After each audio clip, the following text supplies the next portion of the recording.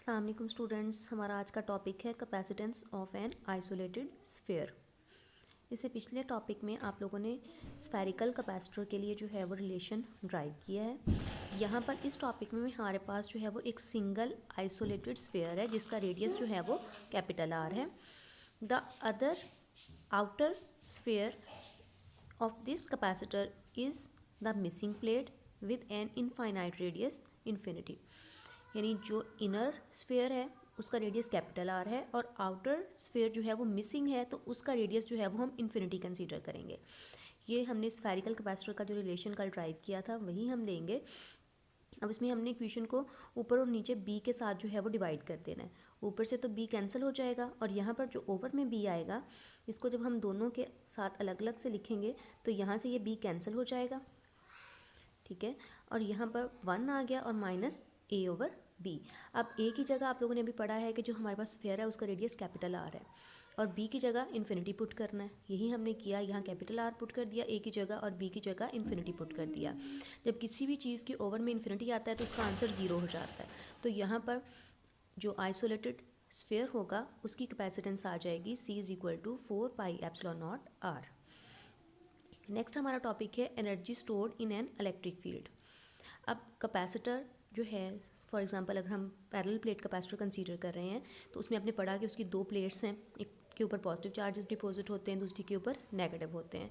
और electric field कहाँ होती है? From positive plate to negative plate. अब यहाँ पर इस टॉपिक में हम लोगों ने जो है फाइंड आउट करनी है एनर्जी जो कि स्टोर होती है इलेक्ट्रिक फील्ड में।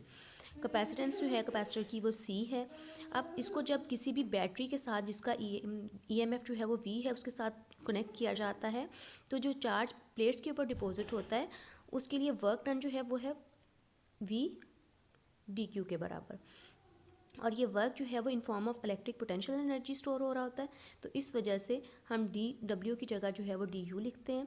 अब नेक्स्ट ये अगर हमने फुली चार्ज कैपेसिटर की एनर्जी फाइंड आउट करनी है तो हम इसको इंटीग्रेट कर देंगे। पूरी वैल्यू पे इनिशियल वैल्यू 0 होती है और फाइनल वैल्यू q, तो इसी तरह से इनिशियल लिमिट जो है वो इंटीग्रेशन की 0 आ जाएगी और फाइनल जो है वो q आ जाएगी।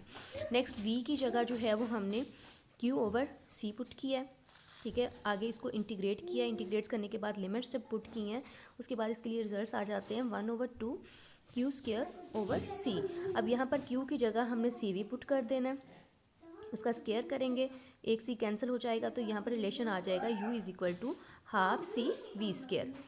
अब यहाँ पर नेक्स्ट हमने पैरेलल प्लेट कैपेसिटर के लिए c की वैल्यू पुट करनी है। कैपेसिटेंस आप लोगों ने पीछे पढ़ी है कि ये a epsilon not over d के बराबर होती है और v जो है वो ed के बराबर है। ये दोनों वैल्यूज़ हमने इसमें पुट की हैं, ठीक है। इस इक्वेशन को सॉल्व किया तो यहाँ पर ये एनर्जी आ गई, ठीक है, जो कि electric field between the plates के दरमियान जो है वो स्टोर होती है। अब अगर हमने एनर्जी डेंसिटी फाइंड आउट करनी है तो इस एनर्जी को हमें वॉल्यूम ऑफ कैपेसिटर जो है उस पर डिवाइड करना होगा। पैरेलल प्लेट कैपेसिटर की केस में एरिया जो है प्लेट का वो a होता है और दोनों प्लेट्स के दरमियान की स्पेसिंग जो है वो d है। यानी एरिया को और स्पेसिंग जो है उनको मल्टीप्लाई करेंगे तो यहाँ से ये वॉल्यूम बन जाएगा। अब अगर इस एनर्जी को हम वॉल्यूम के साथ डिवाइड करेंगे तो ये एनर्जी डेंसिटी निकल आएगी, ठीक है। एनर्जी डेंसिटी के लिए रिलेशन आ जाएगा half mu epsilon not E square.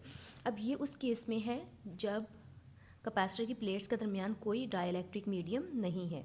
अगर हम डाइलेक्ट्रिक मीडियम रखते हैं तो कल भी मैंने बताया था कि वहाँ पर डाइलेक्ट्रिक कांस्टेंट के ई साथ जो है वो आ जाता है, ठीक है, एप्सिलॉन नॉट के साथ। तो यहाँ पर एनर्जी में जो है वो एप्सिलॉन नॉट के साथ के ई आ जाएगा और एनर्जी डेंसिटी में भी एप्सिलॉन नॉट के साथ के ई आ जाता है। डाइलेक्ट्रिक जो है जब भी किसी भी कैपेसिटर की प्लेट्स के दरमियान हम कोई इंसुलेटर रखते हैं तो उससे उसकी कैपेसिटेंस इंक्रीज हो जाती है। अब कैपेसिटेंस इंक्रीज होती है तो एनर्जी स्टोर्ड और एनर्जी डेंसिटी जो है वो भी इंक्रीज़ होते हैं, तो इस वजह से ये डायरेक्ट प्रोपोर्शन में आएगा इसके साथ।